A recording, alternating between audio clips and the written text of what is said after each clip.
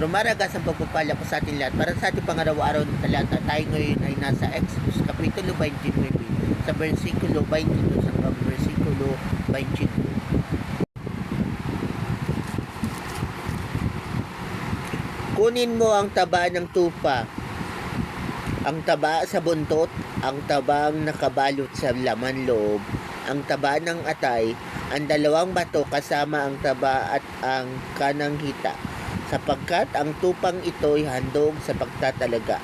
Kumuha ka ng isang tinapay at isang bibingka na parehong walang libadura at niluto sa langis. Kumuha ka rin ng isang biskwit na wala ring libadura sa basket na nasa harapan ni Yahweh. Lahat ng ito'y pahawakan mo kay Aaron at sa kanyang mga anak upang i-alay nila kay Yahweh. Sapagkat pagkatapos kunin mo ito sa kanila at sunugin sa altar sa ibabaw ng handog na sinusunog upang magbigay ng magmangong samyo sa akin. So, ang passage ito ay patungkol doon sa yung taba na sinusunog sa altar.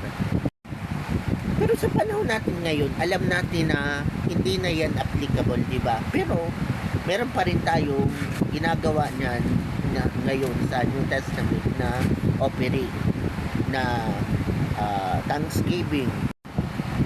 So kapag nagdadala ka pala noon sa simbahan, nagiging yun ng mabangong samyo sa harapan ng Diyos.